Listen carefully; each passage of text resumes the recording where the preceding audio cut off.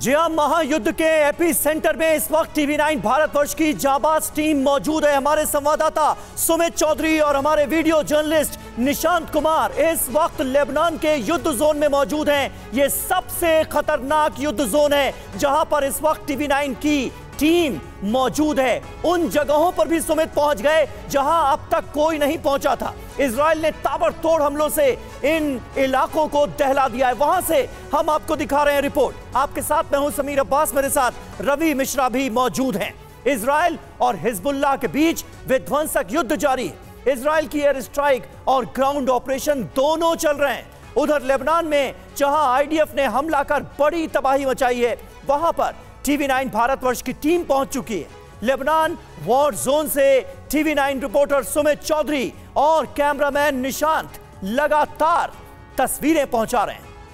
बिल्कुल, इस बमबारी के बीच वो रिपोर्टिंग कर रहे हैं और ग्राउंड जीरो से तमाम अपडेट्स आप तक पहुंचा रहे हैं, अपनी जान जोखिम में डालकर आपको हमले की एक एक रिपोर्ट दिखा रहे हैं। आपके सामने जाबाज रिपोर्टिंग की 6 तस्वीरें हम दिखा रहे हैं। देखिए कितने जोखिम में जान डालकर सुमित चौधरी और हमारे विजय निशांत रिपोर्टिंग कर रहे हैं। ये तस्वीरें आप तक पहुंचा रहे हैं। तो टीवी9 भारतवर्ष वॉर जोन में इस वक्त मौजूद है और हिजबुल्लाह के गढ़ में पहुंचा टीवी9 भारतवर्ष। बेरूत के दाहिया में इजराइल की एयर स्ट्राइक हुई है और दाहिया में था हिजबुल्लाह का कमांड सेंटर। इजरायली हमले में मलबे में तब्दील हुए मकान और दाहिया में हर घर में नसरल्लाह की तस्वीर दिखी है, नजर आई है। तो हिजबुल्लाह के गढ़ में है टीवी9 भारतवर्ष। जी हां, बेरूत के दाहिया में हम इस वक्त पहुंचे हुए हैं। हमारी टीम मौजूद है और बेरूत में के दाहिया में ही एयर स्ट्राइक किया गया। दाहिया में हिजबुल्लाह का कमांड सेंटर हुआ करता था जिसे तबाह कर दिया गया।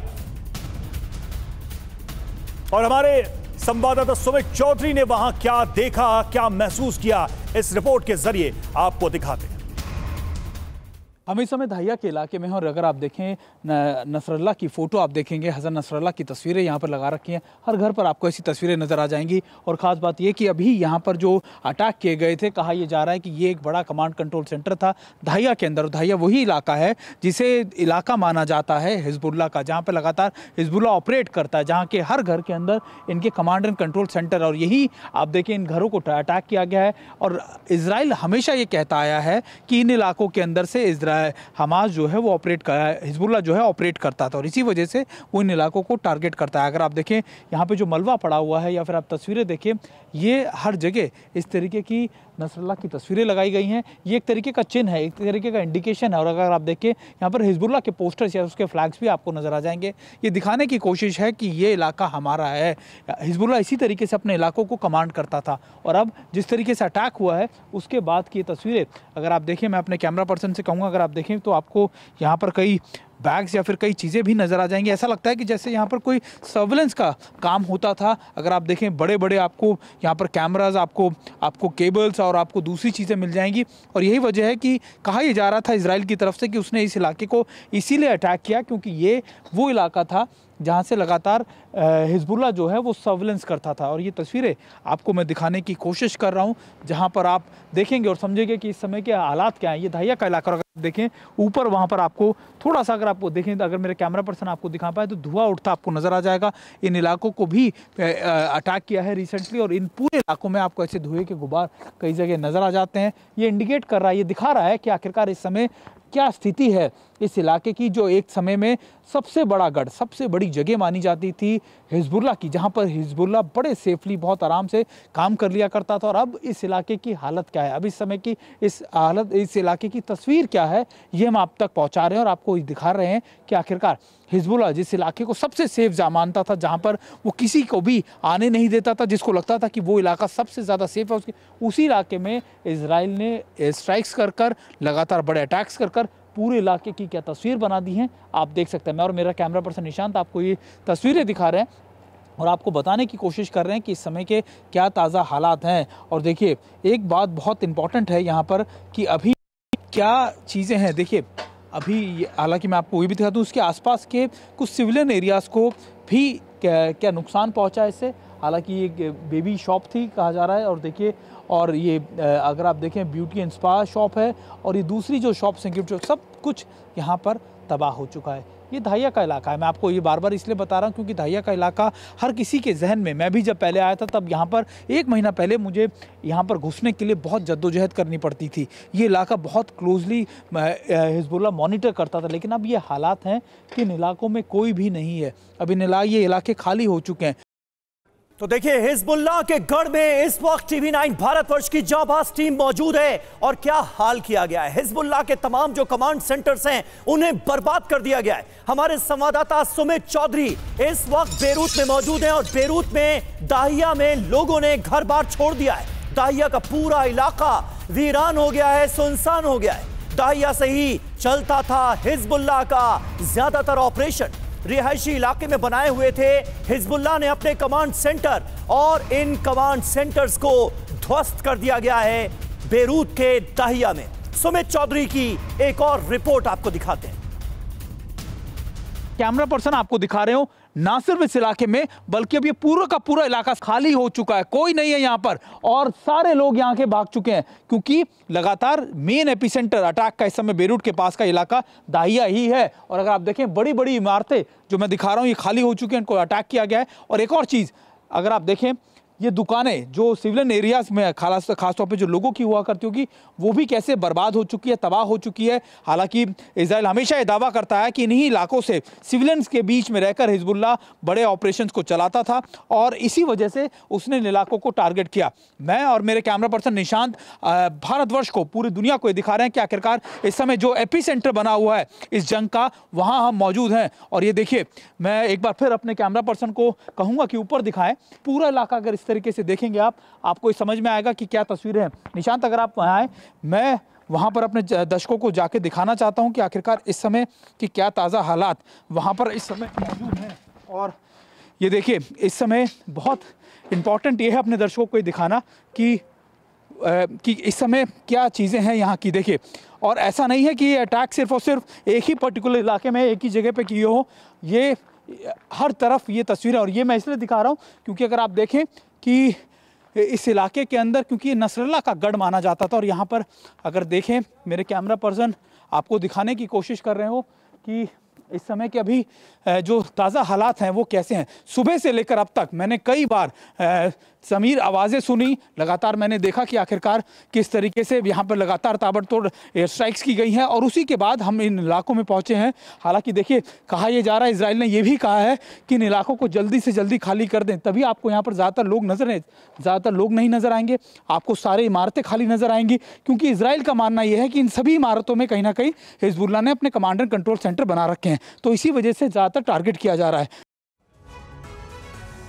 और हमारे साथ हमारे सहयोगी मनीष झा इस वक्त स्टूडियो में ही मौजूद हैं। सुमित चौधरी की लगातार रिपोर्ट्स आपको हम दिखा रहे हैं। और एक और इजराइल हिजबुल्लाह में भीषण युद्ध जारी है, वहीं दूसरी ओर लेबनान में ग्राउंड जीरो पर TV9 मौजूद है। बेरूत में विध्वंसक की एयर स्ट्राइक जारी है, हिजबुल्लाह से आर पार की जंग चल रही है। TV9 भारतवर्ष पर लगातार कवरेज आप देख रहे हैं। मनीष, ये बताइए, सुमित चौधरी की जो अभी ताजा रिपोर्ट्स लेबनान के बेरूत के दाहिया इलाके से सामने आई हैं, इसमें सबसे खास बात आपको क्या नजर आती है? इजराइल की तरफ से अभी जो हमले हो रहे हैं, इन्हें छिटपुट हमला माना जाए? क्या बड़े हमले की तैयारी में है इजराइल लेबनान और ईरान पर?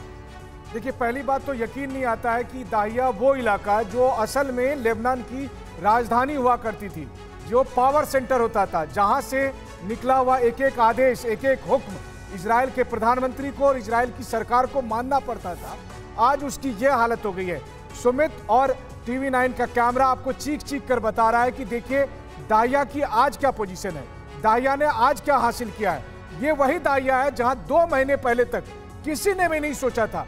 ये वही दाहिया है जहां पर जाकर दुनिया के कोई भी व्यक्ति अगर लेबनान जाता हो तो उसे जाकर दाहिया में सर झुकाना पड़ता था अगर उसे लेबनान में कोई काम होता हो।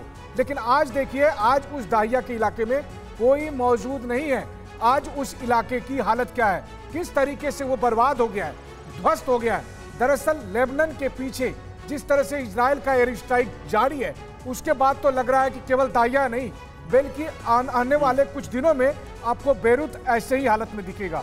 ऐसे ही हालत में साउथ लेबनान के अलावा ईस्ट लेबनान और दूसरे और इलाके दिखेंगे और इजराइल के स्ट्राइक इसी तरह से जारी रहने वाला है। बिल्कुल जैसी तस्वीरें हमने गाजा में देखी थी, लगभग वैसी तस्वीरें अब देखिए बेरूत से दाहिया से निकलकर सामने आ रही हैं। टीवी 9 की ग्राउंड रिपोर्ट में जो तस्वीरें हम दर्शकों के सामने रख रहे हैं वो विनाश की तस्वीरें हैं जो इजरायल के हमले के बाद से सामने आई और पहली बार टीवी 9 इन तस्वीरों को लेकर आपके सामने आया है। इजरायल ने दाहिया में की थी टारगेट एयर स्ट्राइक और हिजबुल्लाह के कमांड कंट्रोल सेंटर पर बमबारी की थी। यहीं से चलता था हिजबुल्लाह का पूरा नेटवर्क। इजरायली विमानों ने इमारतों पर गिराए थे बम और उसके बाद ये हालात बने हैं। जो तस्वीरें आप देख रहे हैं, जो हमारे संवाददाता की रिपोर्ट, ग्राउंड रिपोर्ट आप देख रहे हैं। एक और रिपोर्ट हम आपको दिखाएंगे। अगर आप देखें उधर की तरफ तो ये इमारतें, जो दूसरी इमारतें हैं, उनको भी नुकसान पहुंचा है और हर दूसरी गली में, हर दूसरी जगह पर आपको इसी तरीके से जमींदोज इमारतें मिल जाएंगी। ये दाहिया का वो इलाका है समीर, जब मैं 1 महीने पहले इस इलाके में आया था तब मैंने देखा यहाँ पर कि यहाँ पर घुसना या फिर इस इलाके में एंटर करना बहुत मुश्किल था। बहुत क्लोज सर्विलेंस हिजबुल्लाह उस समय करता था। हिजबुल्लाह के लिए इस इलाके एक तरीके का सेफ जोन माने जाते थे, लेकिन अब आलम यह है कि ये इलाके पूरी तरीके से बदल चुके हैं। अब ये ऐसी हालत हो चुकी है कि यहाँ पर आपको कुछ नहीं नजर आएगा। आपको सिर्फ और सिर्फ यहाँ पर टूटी हुई इमारतें नजर आएंगी, जो लगातार हिजबुल्लाह के बर्बाद आप कह सकते हैं कमांड एंड कंट्रोल सेंटर नजर आएंगे और वो तस्वीरें नजर आ जाएंगी नसरल्लाह की या दूसरे कमांडर्स की जो अब तक मारे जा चुके हैं। और ये ऐसी तस्वीरें हैं जो आपको बताती हैं कि इस जंग के मैदान में अब कैसे, पहले ये कहा जाता था कि सिर्फ साउथ लेबनान तक लिमिटेड है, लेकिन अब ये बेरूत तक भी आ गया, दाहिया का इलाके तक पहुंच चुकी है। और ये पूरी तस्वीर हम अपने दर्शकों को दिखा रहे हैं और बता रहे हैं कि इस समय के क्या ताज़ा हालात हैं। बेरूत में हर रात बड़ी एयर स्ट्राइक्स की जा रही हैं आसपास के साउथ सबर्ब्स में, और ये इसलिए क्योंकि इजराइल को जहां जहां लगता है कि यहां पर हिजबुल्लाह की मौजूदगी है, इजराइल वहां पर अटैक कर देता है। तो अभी थोड़ी देर पहले, तकरीबन आधे से पौन घंटे पहले, सुमित चौधरी हमारे साथ लाइव मौजूद थे और उसी दौरान ये बातचीत हो रही थी। यह रिपोर्ट हमने आपको दिखाई और बाद में सिक्योरिटी रीजन की वजह से सुमित चौधरी को कहीं और शिफ्ट होना पड़ा है, क्योंकि आप जानते हैं कि इस वक्त जिस तरह के वहां पर हालात हैं, जान हथेली पर लेकर इस वक्त सुमित वहां से रिपोर्टिंग कर रहे हैं और ये तस्वीरें हम तक पहुंचा रहे हैं। हिजबुल्लाह के गढ़ में मौजूद हैं हमारे संवाददाता सुमित चौधरी। उनकी एक और रिपोर्ट आपको दिखाते हैं। बेरूत के दाहिया इलाके से ही यहां पर ऊंची ऊंची इमारतें जमींदोज हो गई हैं। इजरायली एयर स्ट्राइक से तबाह हो गई हैं तमाम इमारतें। दहशत में दाहिया के लोगों ने किया पलायन। रिपोर्ट देखिए। करीबन 1 महीने बाद दोबारा से बेरूत पहुंचा हूं, लेबनान पहुंचा हूं। 1 महीने पहले जब मैं आपको बताऊं, जब मैं इन इलाकों में था तो लोग बहुत अच्छी जिंदगी जी रहे थे और उस समय मुझे भी ऐसा नहीं लगा था कि ये जंग का दायरा, इस जंग की आंच बेरूत तक पहुंच जाएगी। लेकिन अब समय बदल चुका है, समय बदल चुका है, हालात बदल चुके हैं और उन्हीं हालातों की तस्वीरें ये हैं कि अब ये साउथ लेबनान तक या फिर आप कह सकते हैं कि बेरूत तक भी इस जंग की आंच या फिर उसकी तपिश पहुंच चुकी है। और अगर आप देखें, ये इसी का बयान करती है। रात में मैंने देखा कि लोग सड़कों पर कई जगहों पर सो रहे थे। लगातार वो लोग इन इलाकों को खाली करके आ चुके हैं। ये इलाके सेफ जरूर माने जाते थे, लेकिन अब उतने सेफ नहीं है जितने हम पहले सोचा करते थे। 1 महीने में, 4 हफ्ते में इजराइल ने हिजबुल्लाह को 40 साल पीछे धकेल दिया है। 40 साल पीछे धकेलने का मतलब आप समझिए कि हिजबुल्लाह के वो इलाके अब खाली हो चुके हैं। यही वजह है कि इन इलाकों में अभी भी एयर स्ट्राइक जारी है। नसरल्लाह के मारे जाने के बाद, आप कह सकते हैं कि फौज शुक्र के मारे के जाने के बाद, अकील के मारे जाने के बाद इजराइल रुका नहीं है।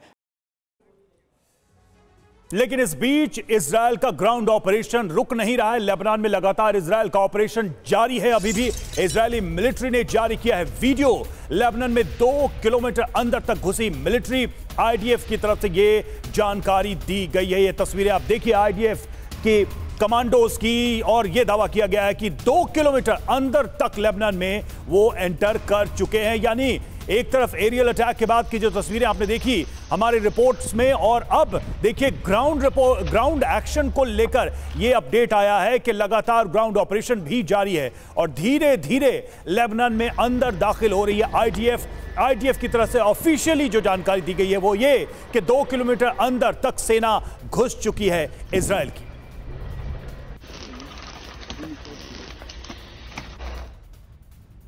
और देखिए, इस बीच एक बड़ी खबर आ रही है। इजरायली बॉर्डर पर बहुत बड़ी तैयारी दिखी है। टैंक और हेलीकॉप्टर्स का जमावड़ा नजर आया है। एयर स्ट्राइक और जमीनी हमले की एक साथ की जा रही है तैयारी। ये देखिए तस्वीरें, टैंक्स और हेलीकॉप्टर्स इन तस्वीरों में आपको नजर आएंगे। जबरदस्त जमावड़ा नजर आ रहा है इजरायली बॉर्डर पर। यह बहुत बड़ी तैयारी नजर आ रही है।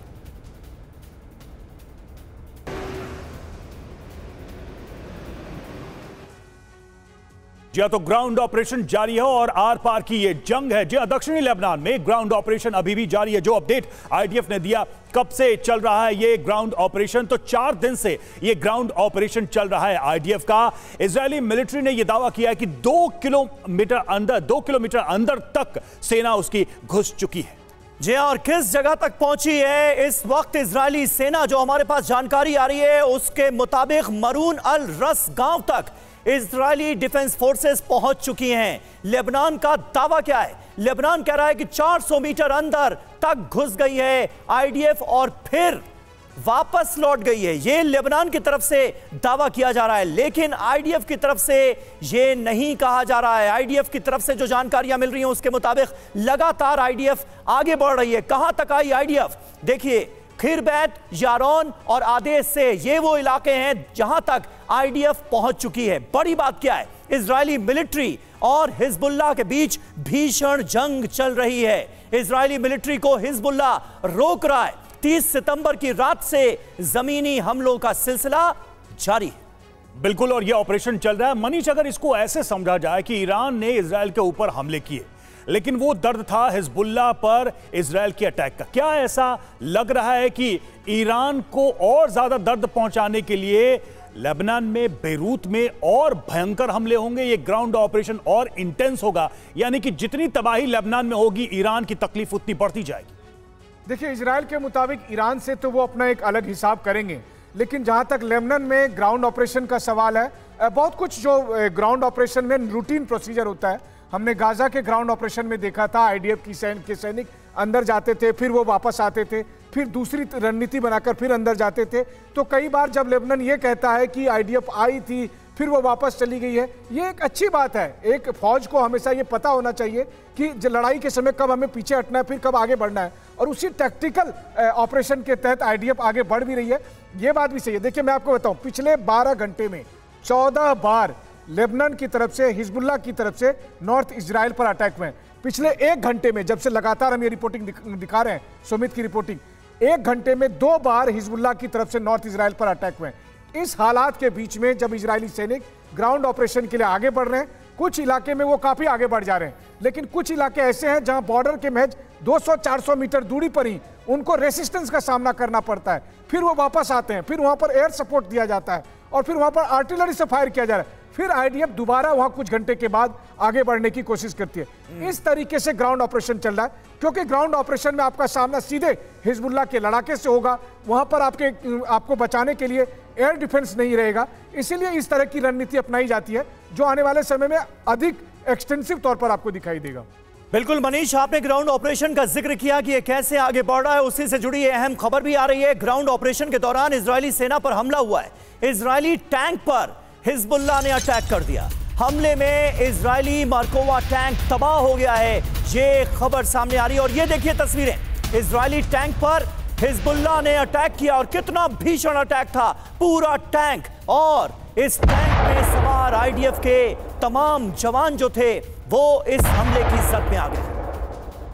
और अगली बड़ी खबर देखिए, इजरायल के ग्राउंड ऑपरेशन को एक झटका लगा है एंटी टैंक मिसाइल से। आईडीएफ टैंक पर हमला हुआ है। ग्राउंड ऑपरेशन के दौरान 8 सैनिकों की मौत हुई है। तो ये एक बड़ा झटका आईडीएफ को, और जिस तरीके से मनीष बता रहे हैं कि ये जो प्रतिरोध है वो ग्राउंड ऑपरेशन में देखने को मिलेगा इजरायल के सैनिकों को।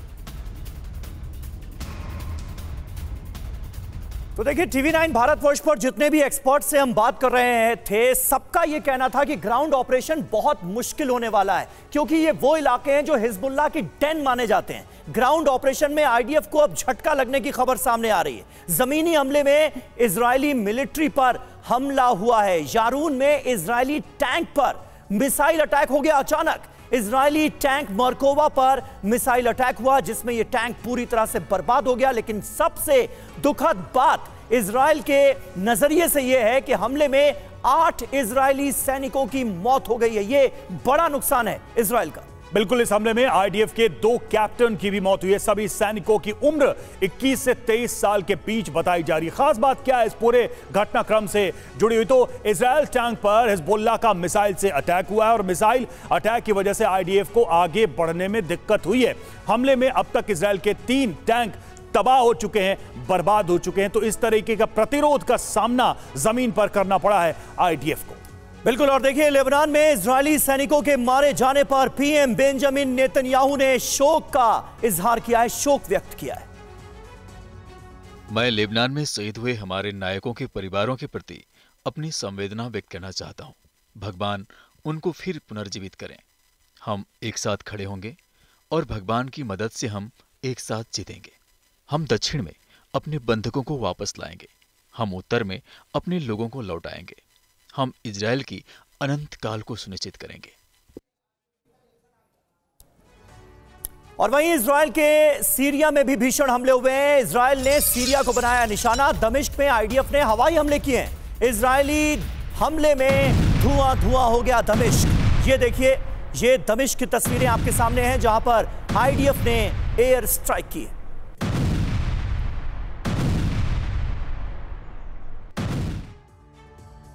और देखिए, सीरिया में एक और हमले का वीडियो सामने आया है। एक साथ कई इमारतों को निशाना बनाया गया है। ईरान समर्थित विद्रोही गुट पर यह हमला किया गया। ये देखिए सीरिया की तस्वीरें जहां पर इसे निशाना बनाया गया, विद्रोही गुट को निशाना बनाया गया। ईरान समर्थित ये गुट था, ये प्रॉक्सी जिस पर हमला किया गया है। एक साथ कई इमारतों को टारगेट किया गया।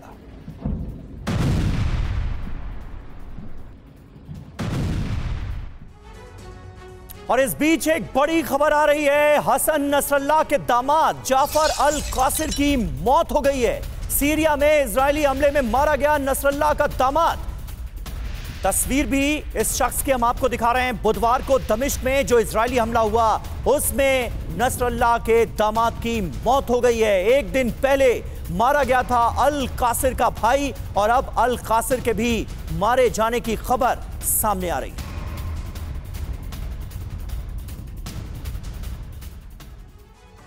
तो नसरल्लाह के परिवार का खात्मा। हसन नसरल्लाह पूर्व हिजबुल्लाह चीफ और बेरूत लेबनान। जी हां, सबसे बड़ी बात यह है कि आप देखिए किस तरीके से परिवार से जुड़े लोगों का खात्मा हुआ है अभी तक। तो बेरूत में हमला किया गया, हिजबुल्लाह मुख्यालय पर हमले के दौरान मौत हुई थी हसन नसरल्लाह की। और बेटी की बात करें ज़ैनब नसरल्लाह की, तो बेरूत लेबनान में ही ये हमला हुआ था, बेरूत में, आपको याद होगा। और हिजबुल्लाह मुख्यालय में ज़ैनब की मौजूदगी थी और उस दौरान ज़ैनब की भी मौत हो गई थी। जाफर अल कासिर दामाद नसरल्लाह का, और दमिश्क सीरिया में जो हमले हुए हैं उसमें मौत हुई है। इजरायली स्ट्राइक में मौत हो गई है। मोहम्मद जाफर, जी हां, मोहम्मद जाफर अगर बात करें, हिजबुल्लाह यूनिट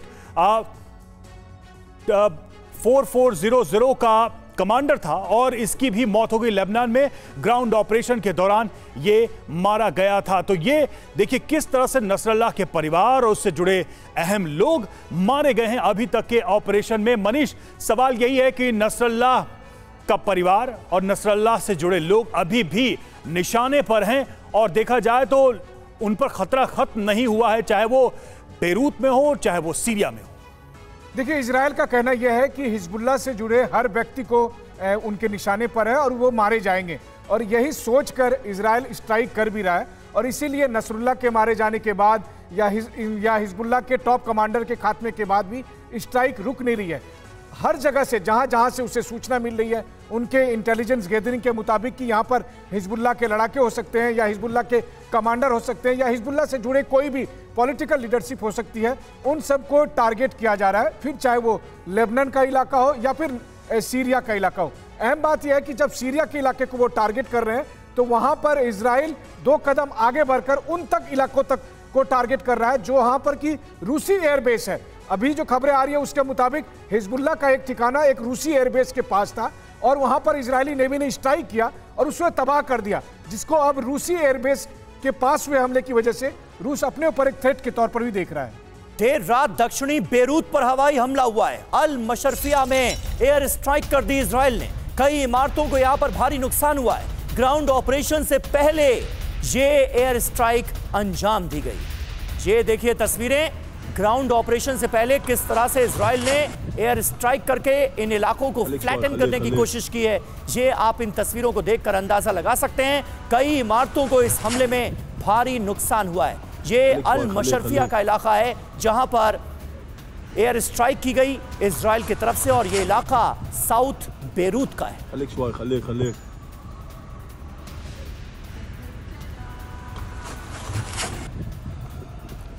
और वहीं लेबनान के दाहिया में इजरायली सेना का हमला हुआ। ग्राउंड ऑपरेशन के दौरान विध्वंसक हमला किया गया। हिजबुल्लाह के गढ़ में भीषण बमबारी की गई है। तो ये तस्वीरें सामने आई हैं दाहिया से। दाहिया में अभी भी हमले जारी हैं और ग्राउंड ऑपरेशन के दौरान ये अटैक किया गया। जबरदस्त बमबारी बॉम्बिंग की गई है आईडीएफ की तरफ से। हिजबुल्लाह के गढ़ में ये तबाही की तस्वीरें।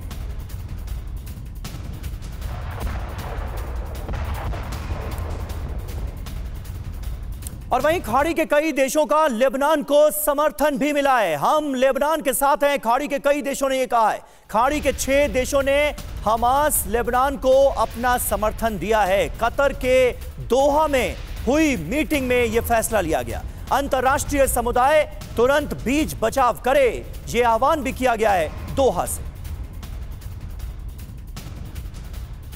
जी हां, तो खाड़ी देश वर्सेस इजरायल, किस तरीके से एक बड़ा रिफ्ट यहां पर सामने आया है, कौन कौन आमने सामने है, खबर क्या है सबसे पहले ये देखिए। लेबनान के समर्थन में खाड़ी के कई देश सामने आए हैं। दोहा में लेबनान को लेकर एक बड़ी बैठक बुलाई गई है।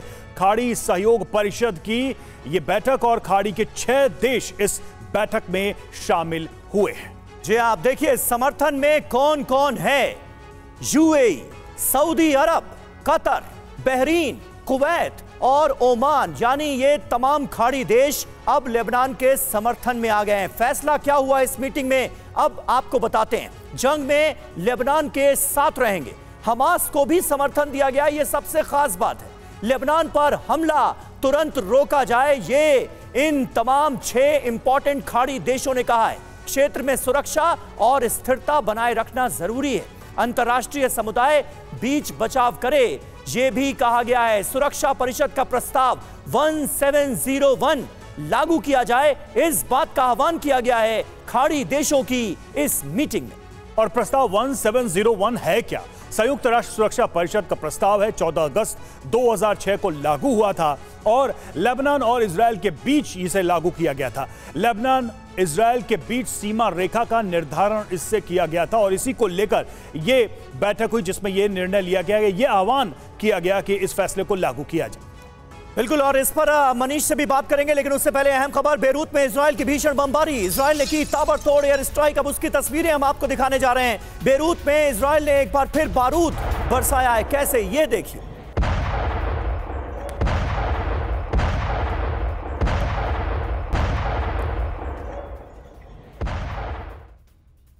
वहीं लेबनान की राजधानी बेरूत पर एयर स्ट्राइक जारी है। इजरायली एयरफोर्स ने की है भीषण बमबारी। इजरायली एयरफोर्स ने रिहायशी इलाकों को टारगेट किया है और वहां पर हमले किए हैं, जिसकी तस्वीरें भी सामने आ रही हैं।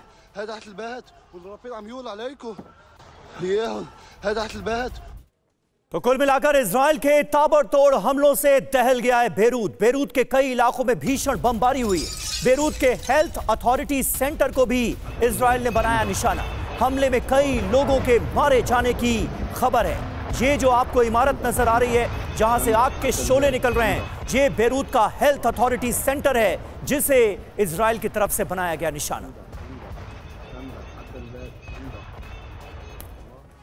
इस बीच एक और खबर, ईरानी जासूस ने दी इजरायल को नसरल्लाह की जानकारी। बड़ा अपडेट है ये नसरल्लाह के हाइडआउट को लेकर। देखिए, रिवॉल्यूशनरी गार्ड के कमांडर पर मुखबिरी का शक है। संदिग्ध कमांडर ईरान के सुप्रीम लीडर खamenei का करीबी बताया जा रहा है। ईरानी सेना ने कुछ संदिग्धों को गिरफ्तार किया है इस मामले में। पश्चिमी न्यूज एजेंसी रॉयटर्स के हवाले से यह बड़ी जानकारी सामने आ रही है।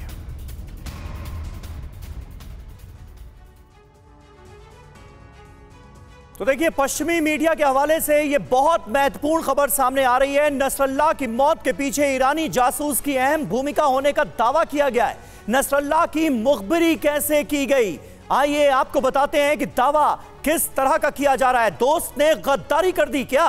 नसरल्लाह पर जो की भारी पड़ी। ईरान रिवॉल्यूशनरी गार्ड में इजरायल की घुसपैठ, और यकीन जानिए ऐसी खबरें कोई पहली बार नहीं आई। इससे पहले भी कई बार ये जानकारियां सामने आई हैं कि ईरान के रिवॉल्यूशनरी गार्ड्स जो हैं वहां पर घुसपैठ है इजरायल की। खामेनेई के करीबी टॉप कमांडर पर जासूसी का शक है, मुखबिरी का शक है। यह बड़ी बात निकलकर सामने आई है। टॉप कमांडर मोसाद के लिए काम करता था। आप सोचिए, खामेनेई का करीबी काम करता था मोसाद के लिए। यह जानकारी सामने आई है इस रिपोर्ट में। कथित इजरायली जासूस के पास थी। नसरल्लाह की हर जानकारी, जो जानकारी साझा की गई, इजरायल को देता था। नसरल्लाह से जुड़ी अहम जानकारियां और ईरान से लेबनान की कई यात्रा भी वो कर चुका है, यह भी दावा किया जा रहा है। इसको लेकर हमले से पहले संदिग्ध का परिवार ईरान से बाहर चला गया और इस तरीके से यह सारी जानकारी सामने आई है, जो बहुत चौंकाने वाली है, बहुत हैरान करने वाली है सभी।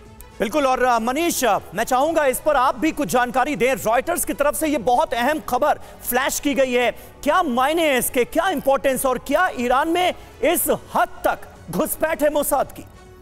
देखिए, मुझे लगता है कि इस वक्त जब ईरान के खिलाफ अब इजरायल अपना ऑपरेशन प्लान कर रहा है, तो बहुत सी ऐसी जानकारियां इस वक्त सामने आ रही है जिससे ईरान में कंफ्यूजन क्रिएट हो जाए। ईरान में हर व्यक्ति, हर ऊंचे पद पर बैठा व्यक्ति एक दूसरे पर संदेह की दृष्टि से देखने लगे। वैसे ईरान के पूर्व राष्ट्रपति अहमदीनेजाद ने भी कहा कि हमने एक व्यक्ति को जो है सो सीक्रेट ऑपरेशन का हेड बनाया था, जो मोसाद के खिलाफ तैयारी करता, लेकिन वही इजरायली एजेंट निकला।